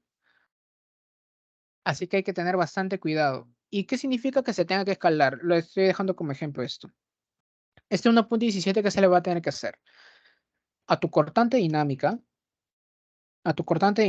nueva, cortante dinámica 2, va a ser igual a este factor de escalamiento multiplicado por mi cortante dinámica inicial. Este va a ser mi nueva cortante dinámica. Y con esta nueva cortante dinámica voy a hallar mis fuerzas internas nuevas. ¿Y eso qué significa, Sifa? Que vas a tener que hacer todo este proceso acá de nuevo. No, no significa eso. Significa que cuando tú hayas obtenido tus cortantes del ITAPS o de donde sea, imagina que tú tienes este Porticon y pucha, tú tengas acá tus cortantes de esta forma. Saca cortantes, algo así. Uy, qué horrible. Tengas tus cortantes de esta manera. Si tu cortante acá, no sé, pues tu cortante es cortante 1, cortante 2 y cortante 3 y acá cortante 0. Esto es debido a la cortante dinámica sin escalar, la cortante dinámica 1, esta de acá, ¿ok? Esta de acá. Y tú hallaste tus cortantes, tus momentos, perdón, esto acá es diagrama de momento. Uy, sorry. Tus diagramas de momento, momento 1, momento 2, momento 3 y momento 4, ¿ok? Entonces, tengo que multiplicarla por mi factor de escalamiento. Entonces, ya no tengo que estar calculando de nuevo, sino simplemente a donde he calculado yo los momentos de cada uno de los elementos, le multiplico por FE, por F.E, por F.E. Nada más. Solamente es cuestión de multiplicar cada elemento por su factor de escalamiento. No es necesario que hagas todo el proceso de nuevo. Simplemente multiplicas este factor y ya está. Listo. Y una vez tengas todo esto determinado, calculado las derivas, que es lo que hicimos en el segundo taller, verificar irregularidades, que lo estamos haciendo en este taller, verificar el factor de reducción sísmica, el R sub 0, el factor de escalamiento, erradicar las irregularidades, todo ello, una vez hecho, recién podemos entrar a la parte de diseño. Y acá este es el último paso de su trabajo, el diseño de columnas, ¿no? Que esto no se verá acá porque sería demasiado largo, pero el diseño de columnas, eso sí ya no les piden, creo que se haga manual, simplemente en el ETABS, cuando lo están modelando, pues hacen el diseño, ¿no? Y ahí recién pasan el diseño, donde están las combinaciones de carga, ¿no? Las 7 combinaciones de carga, 1.25 carga muerta y todo lo que se ve en concreto, ¿ok? Y bueno, acá acabaría lo que vendría a ser el taller. No ha dado tiempo para ver lo que es el MATLAB, cómo programarlo. Ya veremos el próximo ciclo si hacemos un curso aparte que sea solo MATLAB, porque no pueden pretender programar algo en MATLAB si no conocen la base teórica. ¿Ok? Entonces, y aparte que el MATLAB tiene sus propias cositas. Entonces, creo que vamos a hacer dos cursos distintos. Ya veremos el próximo ciclo cómo lo coordinamos con el directorio de asuntos académicos. Pero bueno, espero que haya sido de su agrado. No sé si habrá alguna pregunta, Eddie. ¿Me ayudas con eso? No, no hay ni una pregunta por el momento. Ok, bueno. Si no hay más preguntas, creo que eso sería todo por mi parte, chicos. Muchas gracias. No sé, Eddie, si vas a agregar algo. No. Gracias a todos chicos por entrar al taller. Recuerden que esto va a ser grabado y subir a Facebook y YouTube. Ok, chicos, muchas gracias con todos. Hasta luego.